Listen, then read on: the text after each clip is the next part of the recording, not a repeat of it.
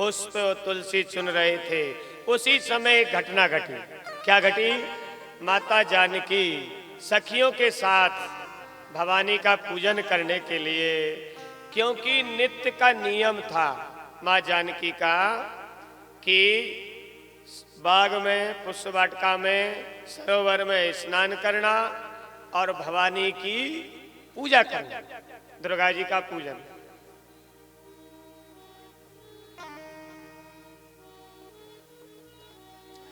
ते अवसर सीता ते आई, गिरजा पूजन जनन पठाई। ते अवसर सीता ते आई, गिरजा पूजन जनन पठाई।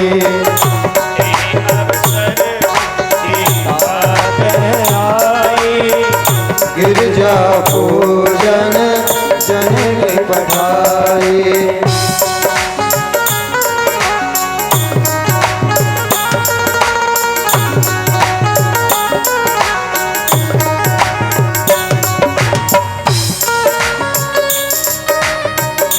संग सखी सब हो, संग सखी सब सुभग सयानी।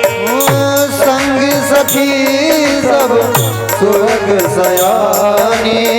संग सखी सब सुभग सयानी। संग सखी सब सुभग सयानी। गावह गीत मनोहर वाणी।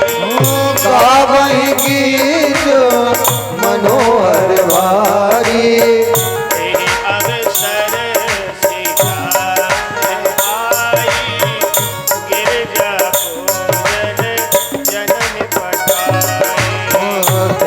अवसर सीता पे आई, गिरजा पूजन जननी पठाई। देखिए, उसी समय एक घटना घटती है और माता जानकी सखियों के साथ सखियों के साथ बाग में प्रवेश होती हैं। अब आप ध्यान से सुनना। भगवान श्री राम और लक्ष्मण पुष्प चुन रहे थे। इतने में 8 सखियों में एक सखी सीता जी के साथ आई थी। 8 सखियों, उनमें से एक सखी बिछुड़ गई थी और वो बाग बगीचा घूमने में व्यस्त हो गई। ध्यान देना, उस एक सखी ने राम और लक्ष्मण को देखा। एक सखी सिए संग बिहाई, गई रही देखन फुलवाई। एक सखी ने देखा और राम रूप को देख करके वह तो भाव विभोर हो गई और राम दर्शन करके दौड़ी दौड़ी आती है। माँ जानकी से बोली, जानकी किशोरी सुनो सुनो, कल जिन राजकुमारों ने सारे नगरवासियों को अपने रूप में वशीभूत कर लिया था, आज वही राजकुमार बाग में पधारे। क्या सच में बाग में आए? हाँ हाँ। कहते कहते सखी के नेत्रों में आंसू भर आए। जानकी जी ने कहा, बहन तेरी आंखों में आंसू क्यों हैं? बोले, मैं आंखों में खारापन, ईर्षा निकाल करके राम प्याले को भर रही हूं। सीता जी ने कहा, किशोरी जी ने कहा, बहन बता बता वो राम लक्ष्मण कैसे हैं, कैसे हैं राजकुमार?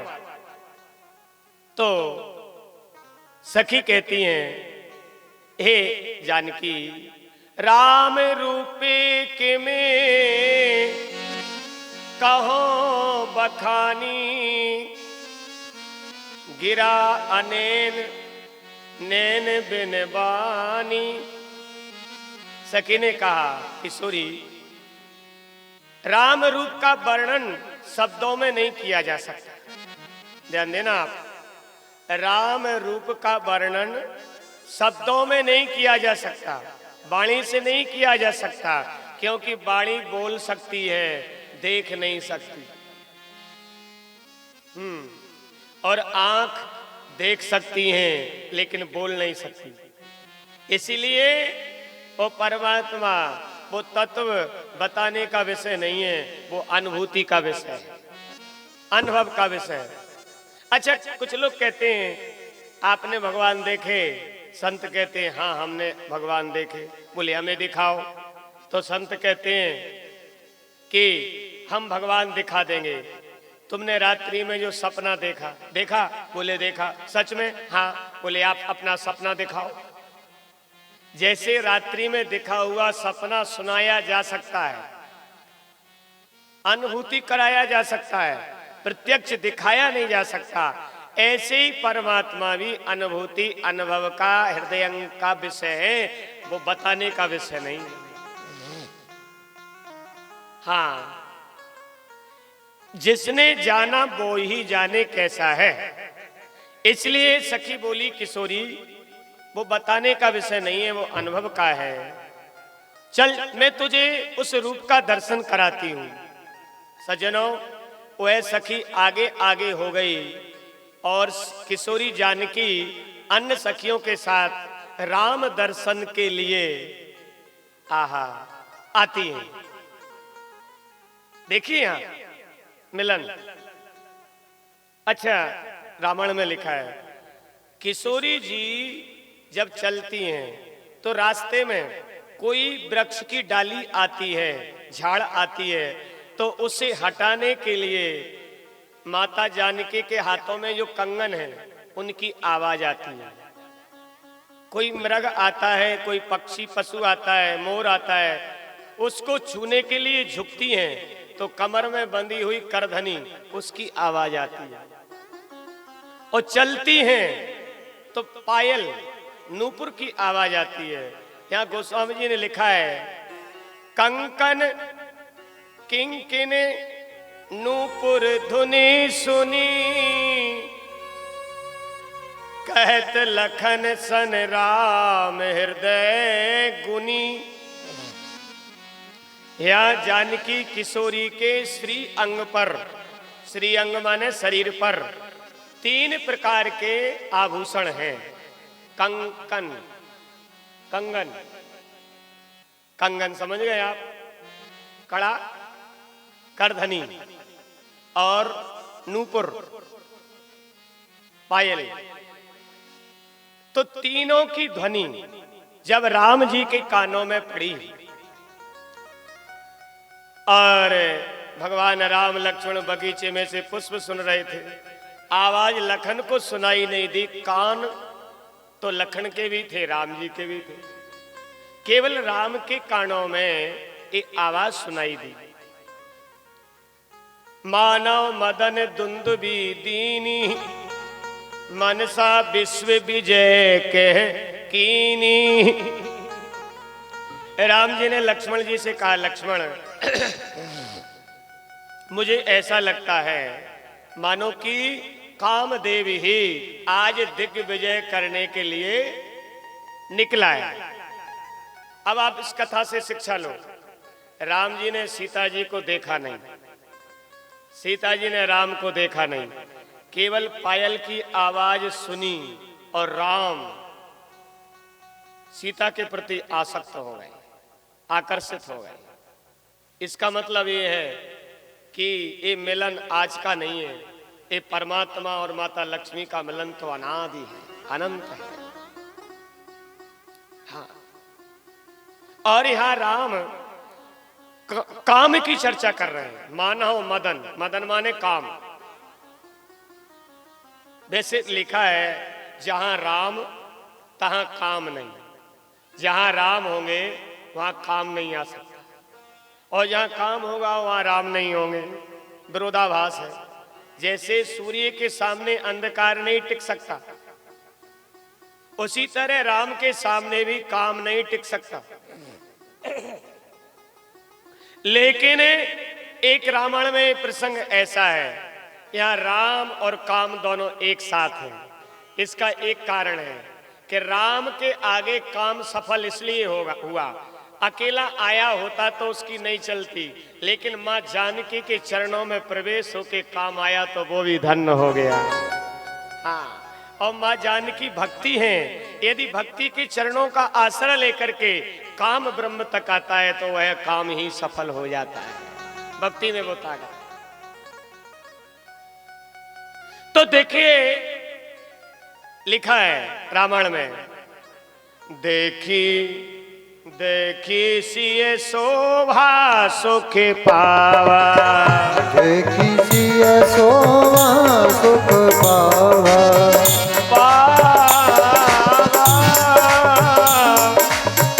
देखी सिए शोभा सुख पावा,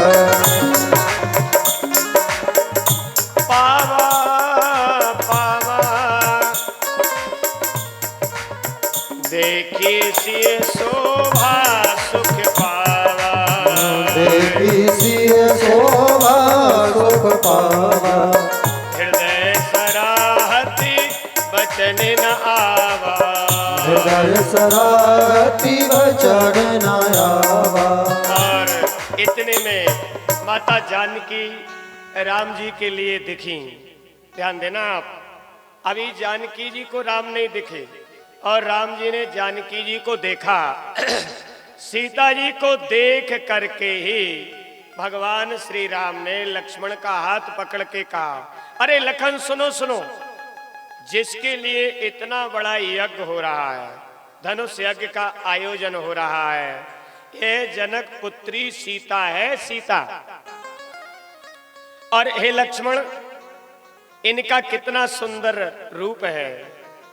लखन, ये अलौकिक रूप देखकर मेरा पवित्र मन सहज ही इनके प्रति खिंचा जा रहा है। देखिए, यहां बड़ी विचित्र कथा है कि मेरा पवित्र मन इस राजकुमारी को देखते ही खिंचा जा रहा है। ये राम जी के शब्द हैं। जास बिलोकिक जास बिलोक अलौकिक शोभा, सहज पुनीत मोरे मन छोवा। ये शब्द है, मेरी तरफ से तुम्हें एक भी शब्द नहीं बोल रहा। हाँ, और यहां तक राम जी बोले, लक्ष्मण, हम रघुवंश कर सहज स्वभाव, रघुवंश कर सहज स्वभाव, और मन कुपंथ पग धरे है न काऊ। हम रघुवंशी हैं और रघुवंशियों का ये सहज स्वभाव जन्म जात रहा है कि कुपथ पर भी, और कुपंथ, पंथ माने रास्ता, कभी गलत मार्ग पर वो पैर नहीं रखते। हाँ, और सज्जनों, इतनी घोषणा करने के बाद भगवान श्री राम कहते हैं, मोहे अतिशय प्रतीत मन केरी, जेहि सपनेओं पर नार न हेरी। हे लक्ष्मण, मुझे मेरे मन पर पूरा अटूट भरोसा है कि मैंने सपने में भी पर नारी का दर्शन नहीं किया। ये राम की मर्यादा है, ध्यान देना। हम रामचरित्र सुनते हैं, पढ़ते हैं, लेकिन राम ने जो किया है वो हम नहीं करते। क्या कह रहे हैं?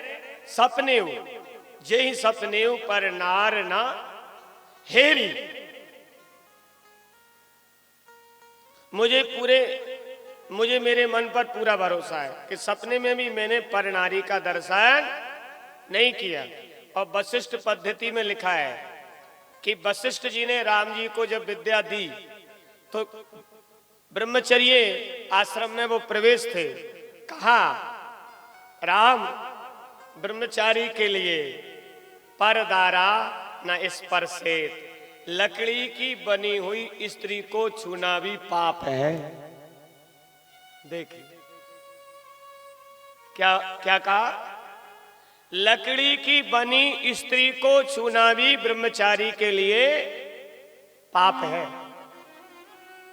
इसलिए मैं माता बहनों भाई बंधुओं से कहता हूं, घर में भी चित्रपट लगाएं, ऐसे लगाएं महापुरुषों के, मेरे राम जी के, मेरे परमात्मा के।